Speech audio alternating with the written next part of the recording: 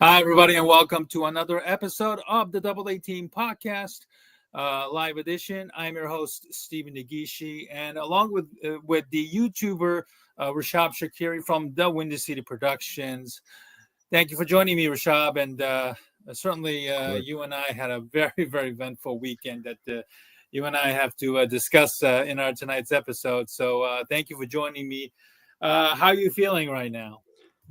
Yeah, I'm feeling pretty, mad at the Bears still, like we spent $250 per ticket to sit where we were sitting. We kind of bought tickets last minute too. We were like, we might as well go to Yeah, the yeah, Bears yeah. game, because both of us had not been to the Bears game this year yet. And Steven, that was your first Bears game ever. So Yeah. it really sucks that you had to witness that for your first Bears game ever. Like that was honestly probably the worst Bears game I've been to in my whole life. So Yeah. it sucked to have to go to that game, but it still was a fun time. We got to meet people there. Some other like Twitter people we got to meet there too. So Philip, what's going on, man? Hi, Phil. Hey, how you doing, Yeah, man? you're lucky you weren't at this game, Phil. It was a bad time for sure. Yeah, But yeah. For those of us, for those who don't know,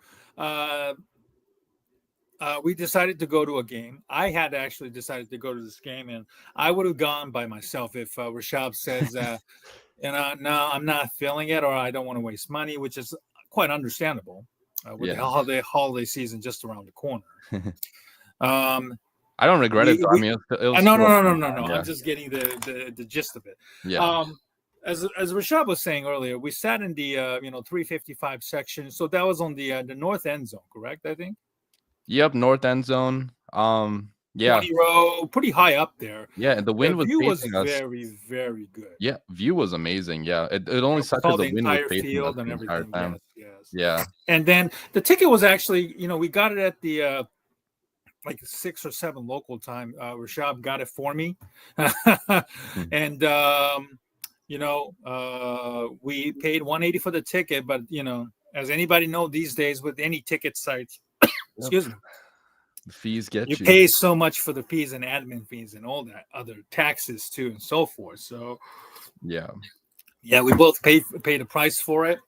And those who actually even went to the game or actually saw the game on local Fox 32. Yes, Rishab, as he alluded, this was by far the worst game. You've seen it. I've attended. I don't go to too many sporting events because of the what we discussed. The tickets are quite expensive. The Yeah. tickets and then the fees and so forth. They just keeps adding them up and so forth. So I don't get to go too many of them, but I made a gamble that coming back home would do great things for the Bears, and Rishab, as we both found out, that the Bears are a broken team right now ever since that Washington Hail Mary loss. Yeah, it seems like something happened right after the Hail Mary. I mean, the entire like there were issues beforehand too, don't get me wrong. Like obviously Yeah, this did not only happen because of the Hail Mary, but I feel like after the Hail Mary, that's when the team kind of realizes coaching staff ain't it. Like they lost a game they had no business losing. So I think ever since that moment, the whole team basically just like gave up on Eberflus and Waldron too, obviously. Now Eberflus is still here, unfortunately, which sucks. I wish we got rid of him too. But at least Mhm. Waldron being gone is a step in the right direction Yeah, because the players they talked today, right? Like they were not saying anything good about Shane Waldron. Like they didn't even wish him like best wishes on his way out. Like they were just straight up criticizing him and like his play calling and like the lack of preparation. They said he was too nice, basically calling yeah, him soft. So yeah, it was truly interesting to see like the reaction from the players today. yeah. We'll get to that in a little bit in regards to the aftermath of that horrible loss that we witnessed last Sunday. Um, from our experience, Rashab, you know, I guess we could kind of agree that from the start, something was clearly off about today's. I'm sorry, the last Sunday's game, and the energy from the players was just not there. Um, there weren't that many moments where we can cheer on, other than I think DeAndre Carter punt return that the Bears returned all the way to the Patriots territory. I believe this was their first or second drive. And then from there, basically, there wasn't nothing to cheer about as, Caleb kept getting sacked every single drive, whether it's first down, second down, or mostly second or third downs that ended up, they ended up having to punt the ball. And, the boos just came out early on, and it started to get louder and louder as the game went on. And, I wrote an article that has yet to be published on beargoggleson.com. I joked that the only thing louder than the boos, were the wind gusts, which was about 20 miles an hour. And because we were sitting on the north end, we were getting the wind in our face constantly throughout the game. And it was really, really surreal. And by the time halftime came around, we weren't really talking much, and we were just basically looking at our phones on X, and then just basically scrolling, either looking at the other games, or maybe what is if anybody's at the game, who is watching the game and what they're thinking about. And it was just it's a calamity of bad football game, bad coaching, lack of energy from the players. And Courtney Cronin from ESPN did mention from her vantage point on the sideline that she just never saw anybody with any energy as halftime rolled around. Players just slowly trotted to the tunnel back into the locker room. And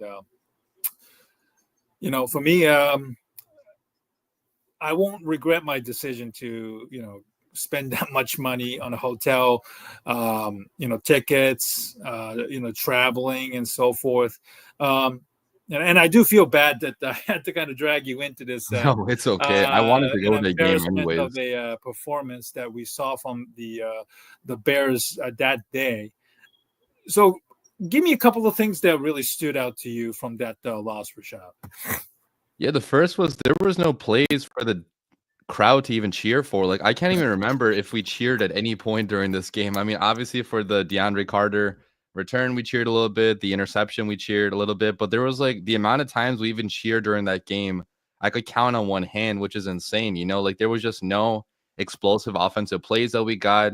We just kept on going backwards. So many pre-snap penalties, so many just bad miscommunications between Caleb and the receivers. Like, again, it just feels like Caleb and these receivers are never on the same page. I mean, Rome Odunze is the only one that seems like he has somewhat of a chemistry with Caleb, but DJ Moore has no chemistry with Caleb for the most part. Keenan Allen is not even a part of the game plan half the time, it seems like. He actually had the most yards the last game, though, out of any receivers. So I guess he was the most productive the last game. But it just, like, it was a type of offensive performance that enables a coach to be fired, right? Like, it was just that bad. We couldn't do anything whatsoever. We couldn't run the ball, really. We couldn't pass the ball down the field.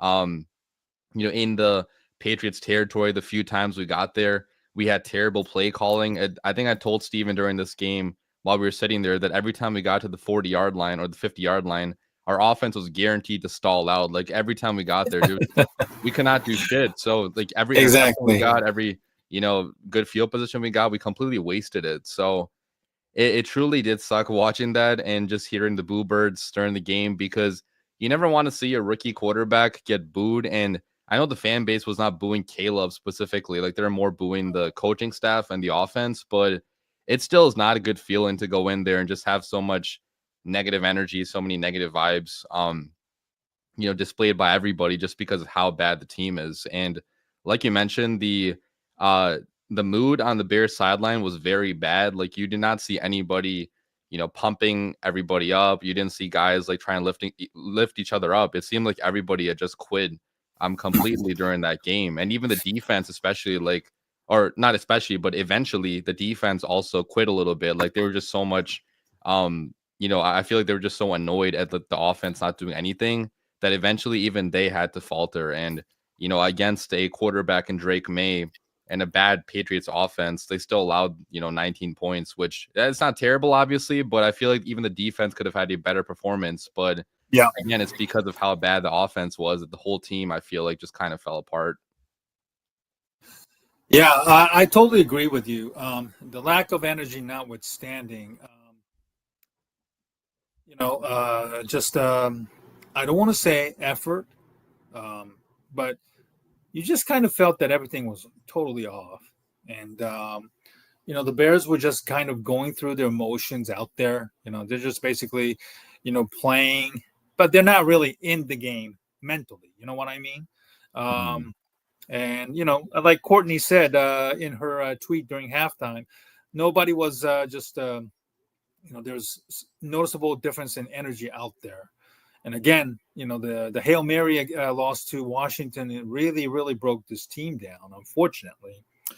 And, the players have been openly speaking out now ever since that loss. And even before that, the Colts loss, the leadership council started talking about wanting Waldron to coach them harder. And it's kind of funny because now it now makes sense now. From the time, that comment made waves after the Colts loss to all the problems that we've been hearing now about, Jalen Johnson this week talked about some of the guys on this team don't take practicing seriously, or they just don't put enough effort and time to be great and all that kind of stuff on his regular radio appearance on 670 The Score on Monday, 2 days ago. It does kind of make all sense right now with the all the troubles that the Bears are going through right now with the Washington game that really broke it. Somehow they were kind of like holding it together, but somehow that loss really broke it. Do you think it's a kind of a fair assessment that that loss really broke everything down? Like the levee finally broke, with the water floodgate open, and then just now the Bears are just kind of like floating on water, just trying to survive, hanging on, on each other's own, or maybe just on their own right now. Yeah, I believe it was. I think it was building up to that in the prior weeks. Like, even after the, first couple of games of the season, like, our offense was so bad that we were forced to have to do team meetings, which is never a good thing, having a team meeting Right. 2 weeks into the season. So, anyways, like, I feel like these issues were kind of building up, but the Hail Mary was the levee that broke, basically. Like, that basically opened the floodgates into all the issues on this team getting let out completely, and it just seemed like there was no answer, Yeah. to keep those problems from like festering even more. Like, that's why I think the leadership on this team is so weak in terms of like the coaching staff, because a good coaching staff would not have allowed all this to happen. Like, for the players to kind of give up, for the players to like question everything, basically, So it kind of reminds me in some ways of the Seattle Seahawks when they threw it at the 1 yard line against the Patriots in the Super Bowl. Yeah, Like, for Super Bowl 49, yeah, about and like the a entire decade ago. Seahawks, Yeah.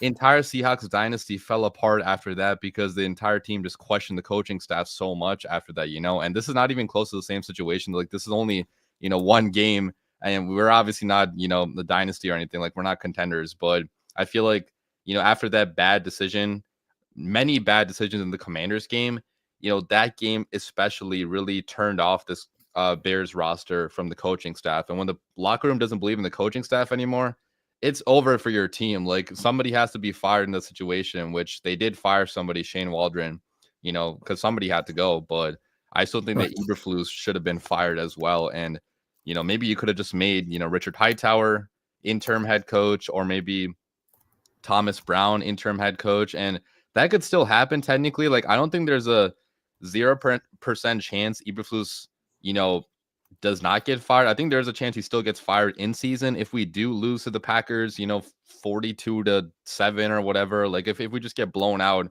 down the stretch of every single divisional game, I think there is a chance that he could be fired in season. But, I don't know, man. Like, obviously the McCaskies never want to fire anybody in season, and Ryan Poles seems so attached to Eberflus for whatever fucking reason. Like, it doesn't make any sense at all why Poles is keeping him here. But I agree. The Hail Mary definitely broke everything, and all the problems on this team started really fester. Yeah, if a team has a strong culture, and culture is the kind of like the ultimate word that somebody like Matt Eberflus really really likes to use on a regular basis. But as we've found out, from the Washington game, the way he acted and skirted accountability and dismissing the play before the Hail Mary as so nonchalantly, and then now all of a sudden this man is taking all kinds of accountability yesterday and today in his press conference about having to fire Waldron and then having to hire another OC, albeit from internally with Thomas Brown. I think it just becomes whatever he says at this point sounds very very hollow, and I can't stress this enough, that I think you and I and those who are watching this stream, about 400 plus people, thank you so much, and keep those comments coming. And if you have any questions about our experience at the game or what we think of the Bears moves right now and the rest of the season, feel free to send comments or questions as much as possible before we get out of here tonight. So getting back to that point, it just seems like though Eberflus, when you listen to him, it kind of reminds you of somebody that you worked, or at least working right now, whether you're a colleague or a boss, who just kind of always seems to, skirt responsibility and always, I wouldn't want to say slacking, but always kind of like not taking initiative or taking leaderships or accountability very, very seriously. And I think that's what we see in Eberflus and kind of make people really, really angry and piss off, because we know those types of people in real life, actually. Yeah. So, do you think that this move, obviously, Waldron, was A, certainly justified, but B, this is just basically a convenient scapegoating by Eberflus? I think it is convenient scapegoating by Eberflus because, even though Shane Waldron had big problems, like, he wasn't this bad in Seattle. I feel like he had some high-powered offenses in Seattle, and I still feel like Eberflus kind of wanting to limit the mistakes a young quarterback makes. Like, he doesn't want his quarterback to throw any interceptions at all. He wants a quarterback to play it safe, win the game because of defense and run game, kind of. Like, I just don't think Eberflus is enabling his offense to be successful either. Like, I don't know what he's saying to the coaches behind the scenes, but I just feel like, we should be allowing Caleb to take more risks down the field. Like, he's turning into Justin Fields now in a way, like, in terms of like being too scared to throw the football. Like, he's just not throwing the football sometimes when the plays are there, which is scary to see because that was the main problem that happened with Justin Fields. Early in Justin Fields' career, he was ripping some balls down the middle of the field, some pretty aggressive throws, especially in that Steelers game on Monday Night Football. Like, we saw him unleash a lot of like fantastic throws in that game. But ever since Eberflus, took over as head coach, Fields basically stopped attempting those passes for whatever reason. And I don't think it was only due to Luke Getsy. I think it was also due to Matt Eberflus. So, if Eberflus is still kind of neutering his offensive coordinator, like, we're not going to see that many changes when Thomas Brown takes over. Now, I hope I'm totally wrong about that. Like, I think there is a chance that, Thomas Brown, maybe with new ideas, maybe with new ways to relate to the players and like new play calling, sequencing, maybe it could work out pretty well. But I still think the, root problem is Eberflus. Like, he's been the problem with this team, even though he can build a good defense. He's proven to not be a good head coach. Like, he does not have control during game day. Like, there's so many mistakes still being made, so many pre-snap penalties and everything. So even though I am happy Shane Waldron is gone, like, there's no way this fixes everything. Like, I still think there's going to be a lot of problems with the Bears team and the Bears offense too, potentially.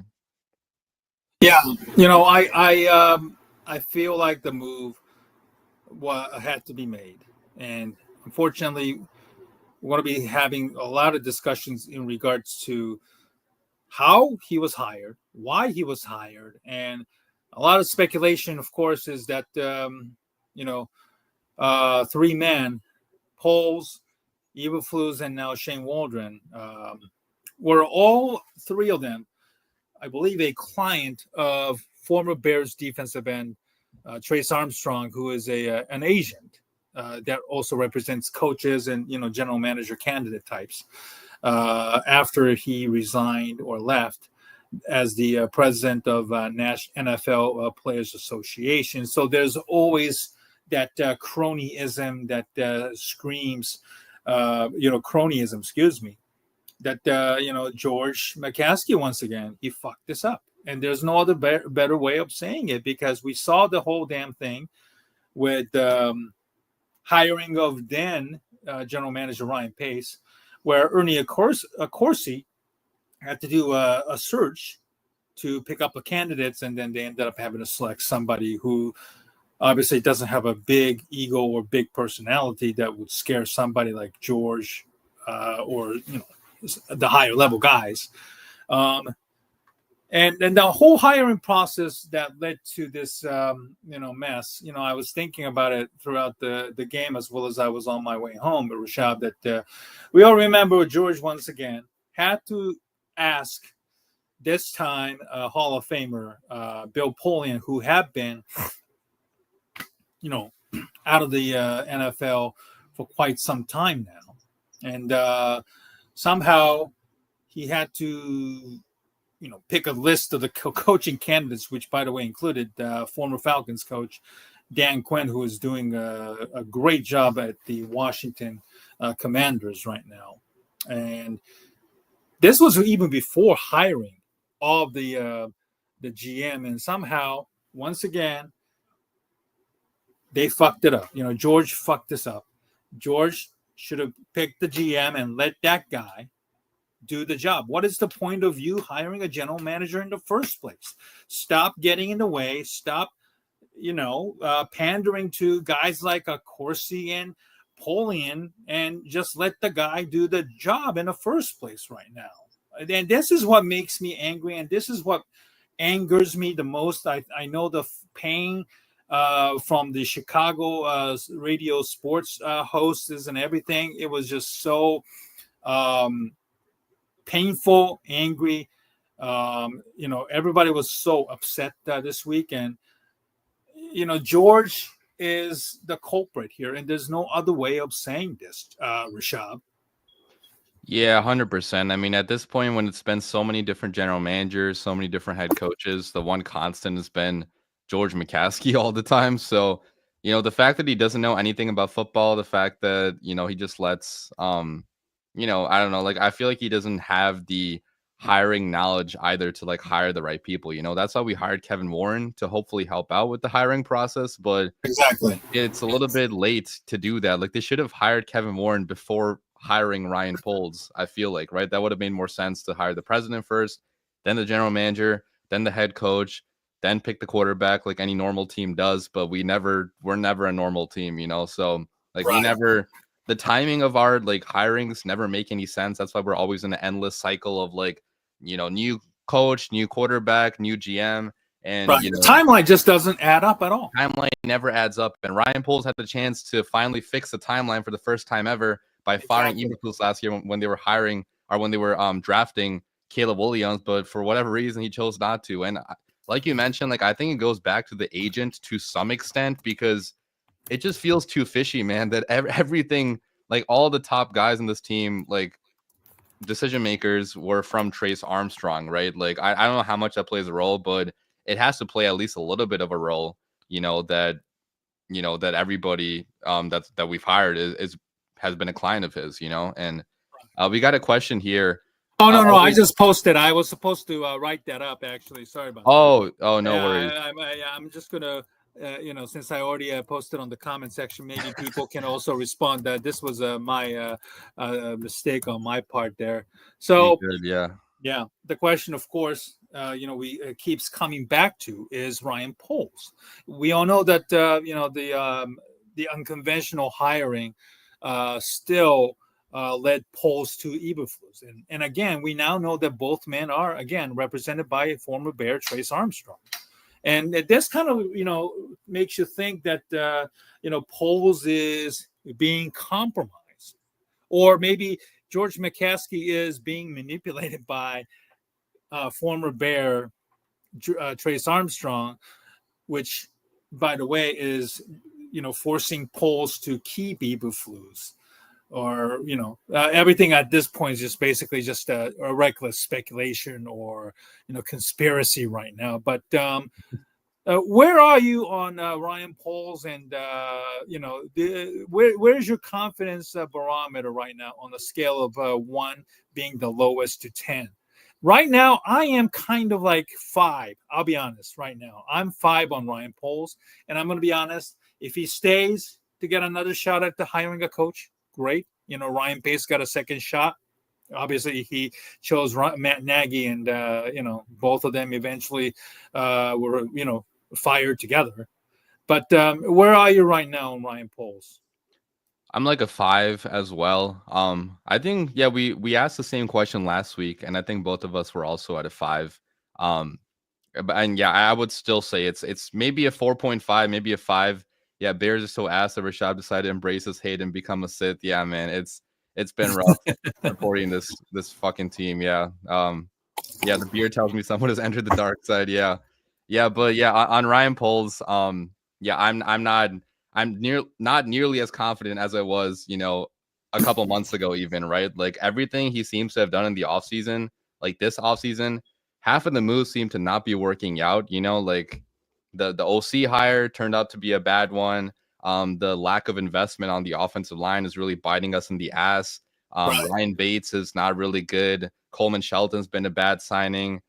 There's been some hits, obviously. Like, I don't want to say it's all been bad. Daryl Taylor has been a good acquisition. Roma Dunze, obviously Caleb Williams. Like, there's a lot of good that he did too, but I just can't get over the fact he did not fire Matt Eberflus. Like, that was the easiest decision in the world to make, to move on from a head coach that had one of the worst winning percentages in Bears history, that couldn't really relate to young quarterbacks. Like, you had the opportunity to start over, and still you chose to keep him for whatever reason. So, like, I just don't like Ryan Poles. Seems like he's too attached to underperforming players or coaches, right? Like, he kept Velus Jones here for such a long time. He kept I guess Nate Davis, who got released today. Yeah, Nate Davis. Yeah, Nate Davis. We haven't even got to that point yet. But but like, he should have moved on from Nate Davis. I apologize there. Nate Davis got finally released this morning, which was kind of a surprising news, but maybe not surprising to an extent that it finally took them this long finally to move on from Nate. Obviously, Davis was supposed to start on Sunday, or at least play Sunday, available, but then for whatever reasons he became inactive about 2 hours before the game because he had a back injury or whatever. So good riddance. Another bad signing. Chase Claypool trade, and then Nate Davis. Pick either one. Both are equally bad. So that's another black eye to Ryan Poles' talent evaluation scheme, and so his ability to evaluate talent, I should say. So I apologize, I was interrupting you there for Ryan Poles' your feelings. You said 4.5 and 5, and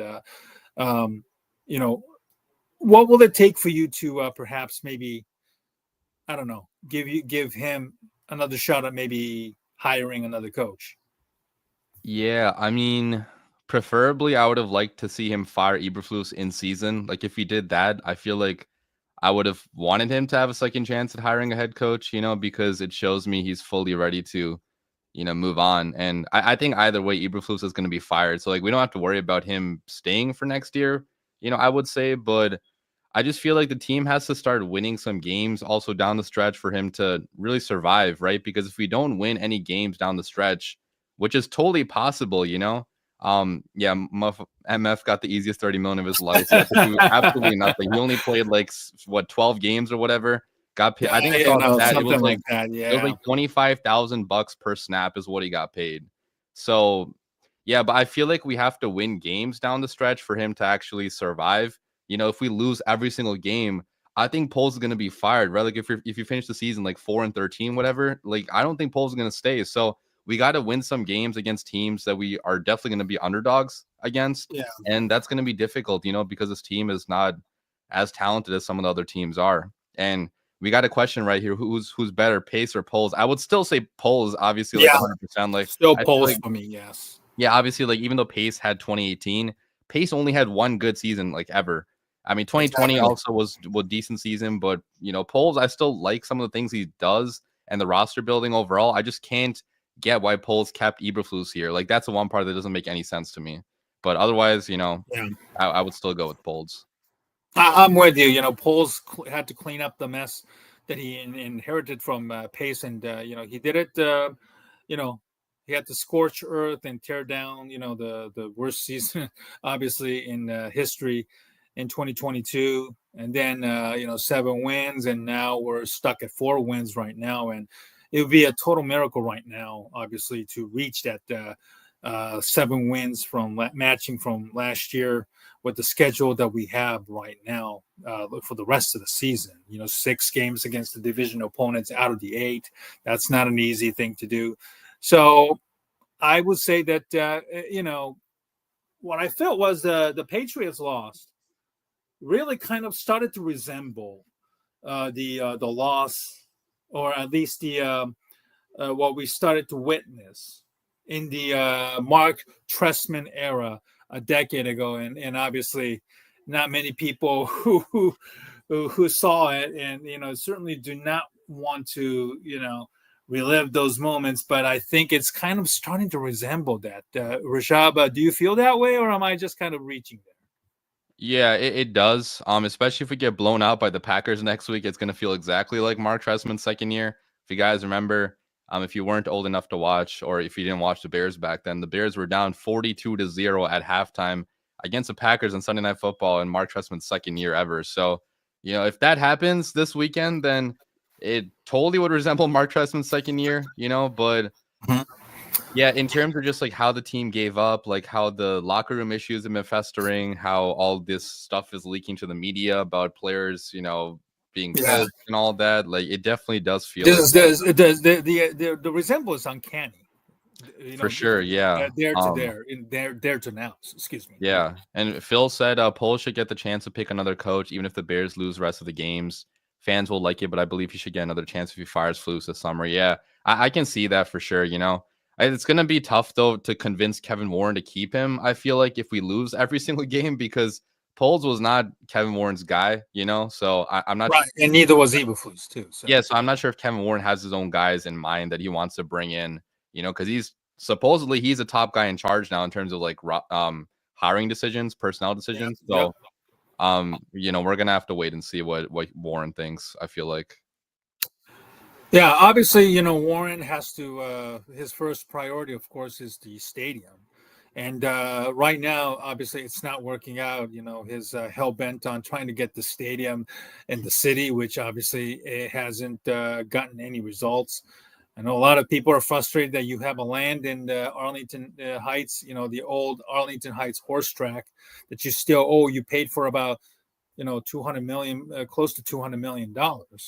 And I know that intricate tax stuff that's above our pay grade is the probably what's holding up right now. And there was a report that came out today or yesterday that he was actually looking at the other site that was deemed too narrow previously, and now he's revisiting that part, which is further south of Chicago, which I don't think nobody would ever want to consider going down that far, considering a lot of the fan base is from, forgive me, I'm not from Chicago. I was born in Chicago, and I'm still following and learning more about the city and the geographics. But a lot of them are, located in the northern suburbs, correct?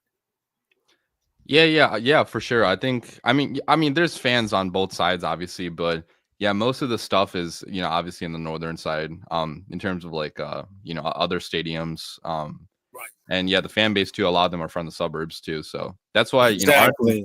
that's why Arlington Heights would make sense for, a lot of those fans, because there are a lot of fans in the suburbs and it would be easier to drive there. But at the Yeah. same time, the vibes are not going to be the same that you get in the city right by the lakefront. So Right. it's And the good. point is the timing of the Waldron's hiring and Warren exploring the southern side both came about the same time, if you remember, right? So the Yeah, yeah, timing is very, very impeccable. And obviously, they leaked that story to try and divert that away from the fans, yeah. fan attention, try and do as much as possible. And so far, the result has not been there. And with the product, the on-field product, the way it is, it's going to be more and more difficult for Warren to try and convince the city or the municipality or the county, wherever you want to call it, to work with them and get the stadium.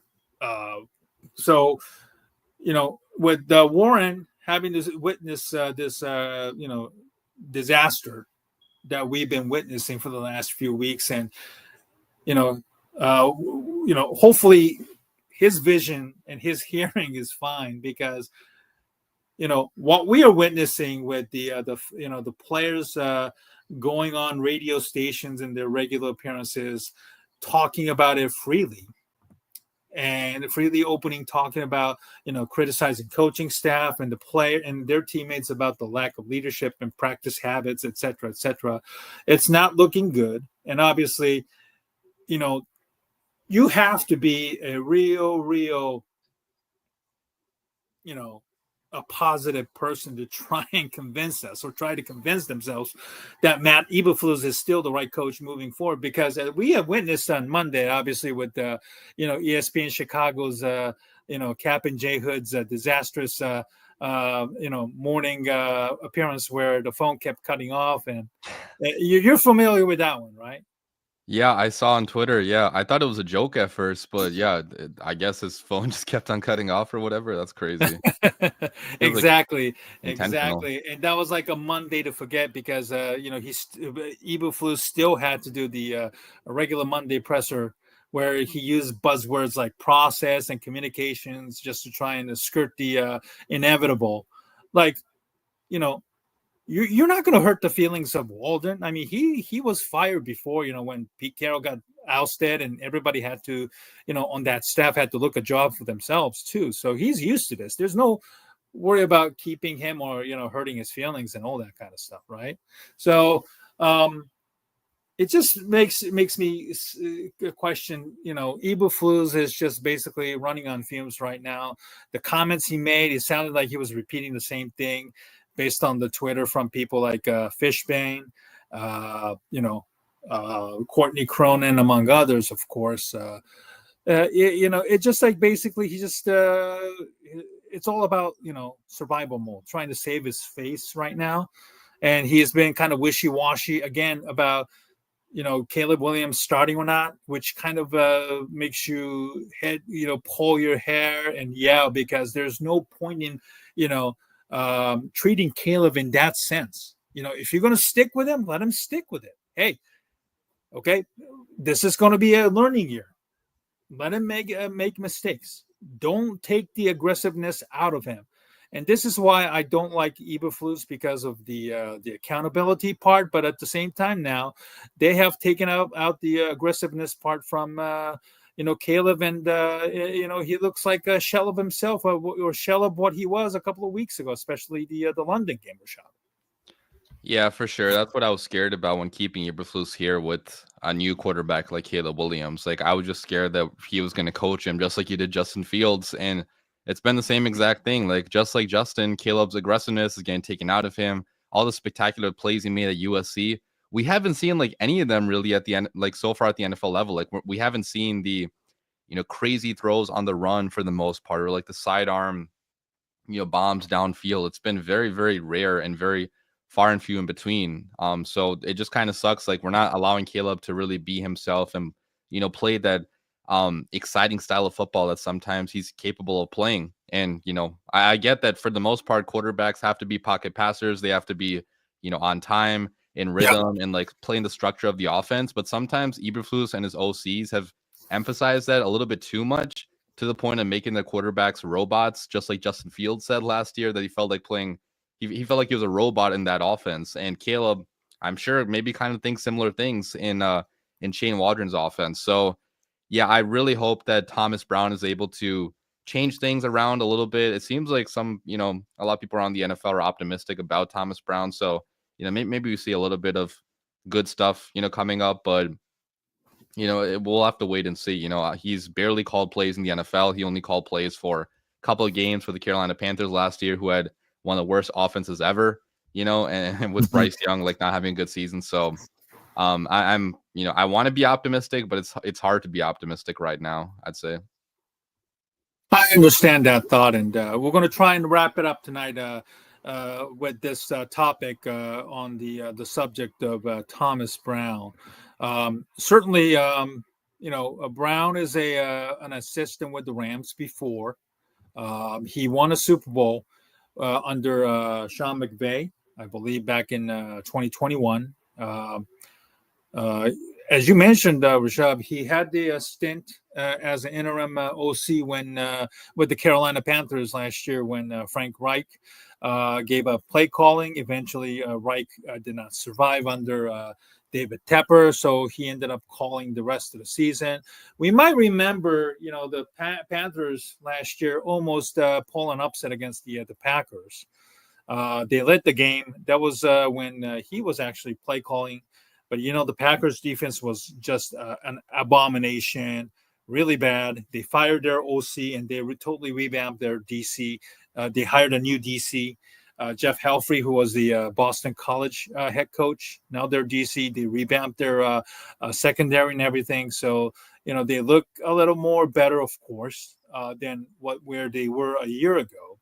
So, obviously, that game tape might not be exactly the right one to totally figure it out. And I'm going to be honest, I'm going to give Thomas Brown a little more leeway because of what he said today at a press conference. Yeah, here's what I say about fixing the problem. So it starts every day we walk in the building. What I said to the team today and to our offensive staff and players is two things you control when you walk in the building.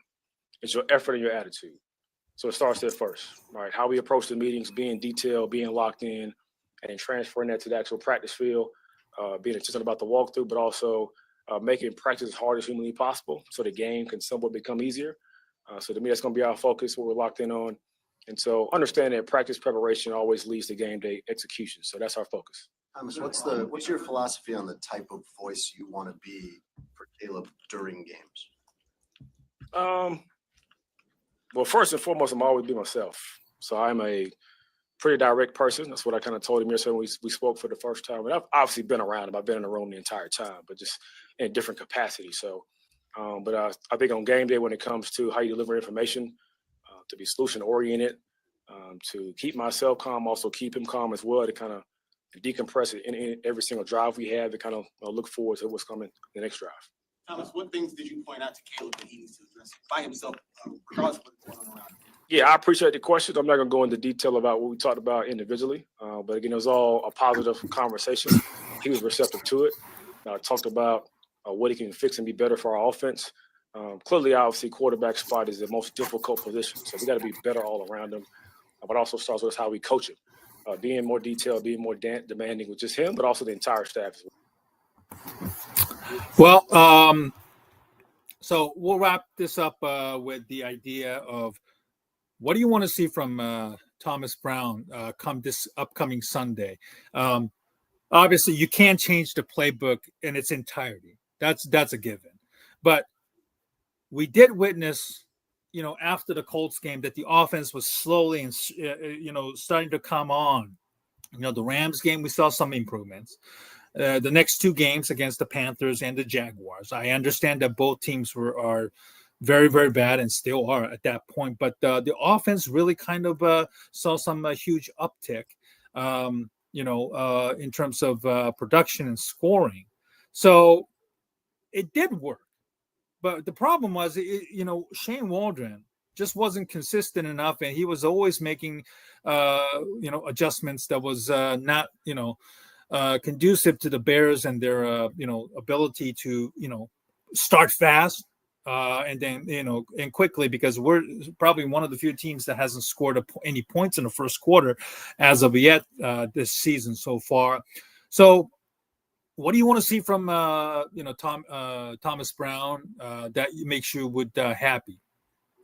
Yeah, I just want to see better sequencing of plays. I would say that's been a issue with Shane Waldron. Like even if the playbook is going to stay the same, there's better sequencing you can do of plays to get into better better looks eventually. And I would say targeting Cole Kmet is a big thing. We need to feature Cole Kmet a lot more. The 2 games our offense looked really good were games in which Cole Kmet was targeted pretty heavily. So that's something we absolutely have to do. I would say Keenan Allen needs to get a little bit less of a role compared to Roma Dunze. Like Roma Dunze should be featured a lot more in this offense compared to Keenan Allen.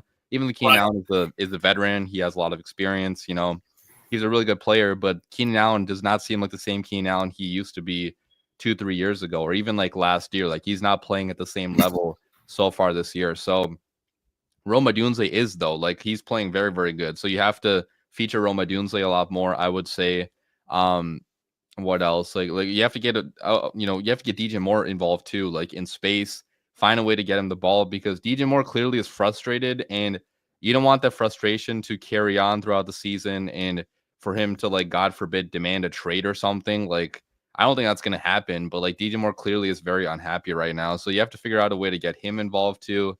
You have to figure out a way to get this running game going more consistently. So far, the run game still has been very on and off. Like sometimes Swift has big time runs, but other than that, like every other run goes for like 2 or 3 yards, So, I would just say that, like in terms of, sequencing can be better, targeting certain players better. But yeah. Well, speaking of DJ, this is what he had to say about the Shane's tenure and stuff that led him to his firing.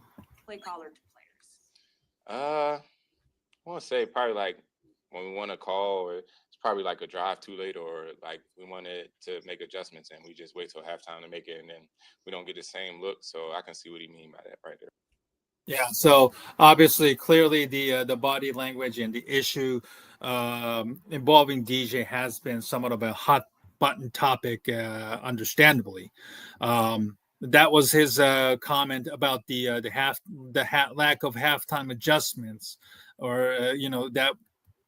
Not during game, but always it used to be after halftime. That's when a lot of times the Bears improved their scoring and their offensive efficiency.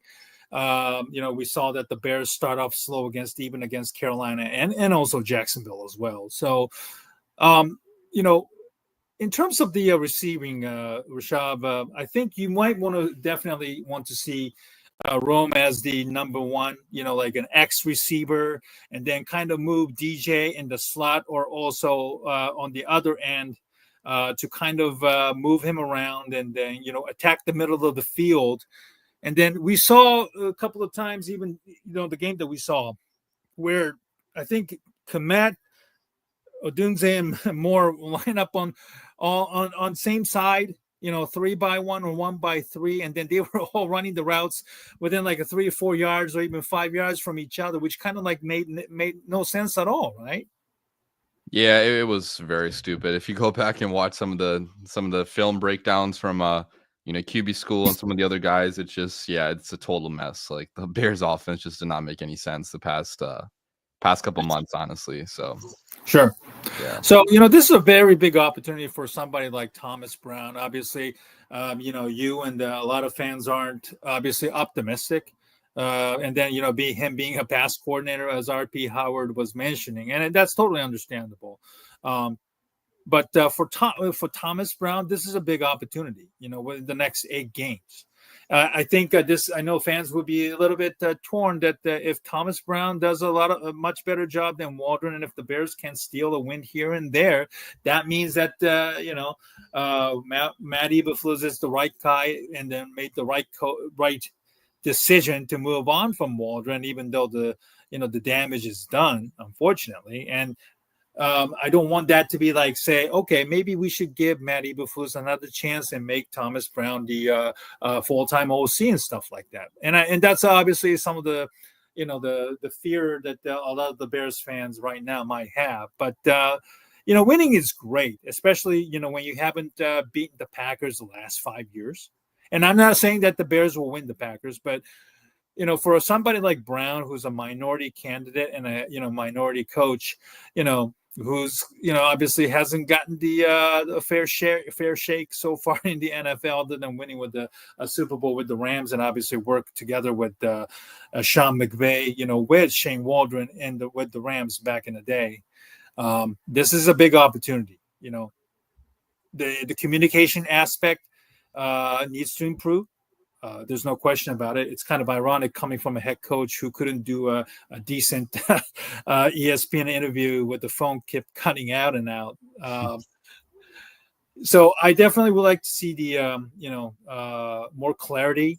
Obviously, it's nice to know that Brown is going to be calling the plays from the press box, high above rather than on the ground. So let's see if that's going to make a significant difference. I think the next 3 games within their own division, starting with the Packers and the Vikings, and then the Thanksgiving game in 2.5 weeks from now against the Detroit Lions. The next 3 games will ultimately, I think, determine the fate of Matt Eberflus. We've seen that this team can hang with the the division outside of the Packers last year. And, they came close to beating the Lions, of course, in Detroit. And they've already beaten the Minnesota Vikings once. So hopefully with a better offense, we can definitely see a better uptick in production and, more consistency, which we did saw a little bit, but we need to see more of it. And I hope that the Bears won't screw around with Caleb as, starter or not. That was another egregious mistake made by Eberflus, just trying to pin the situation or blame it on him, which is completely unacceptable. So I hope that Thomas Brown can do a better job relating and build relationship with Caleb and the others. He said it that what you control is the your effort and how you practice, and that's been a big problem with the Bears. So hopefully, Thomas, who is widely praised for his youthfulness, energy, and also his ability to communicate with the players. He played collegiately at Georgia and was an NFL running back briefly, but I hope this is an opportunity that Thomas Brown can capitalize, because if the Bears can get a better uptick in production, and Caleb looks like the Caleb that we saw earlier, when they won 3 straight against the Rams, Panthers, and Jaguars. I think it's a win-win situation. What do you think?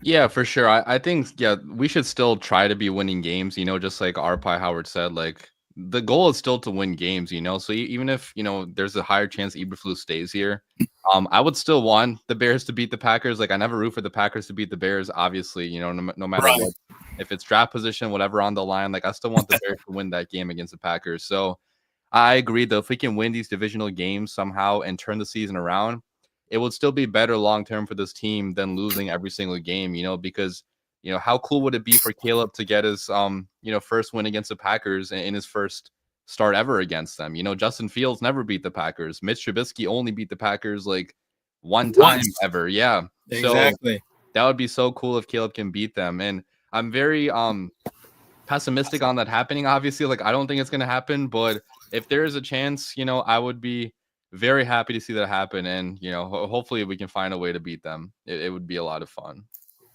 Well, Rishab, I appreciate it. I know we wanted to end it a little bit earlier, about 45 minutes or so, but okay. we went a little bit over. Yeah. And I also appreciate the viewers joining us, over 650 people watching us, mostly through Rishab's X handle. And thank you very much for the comments as well.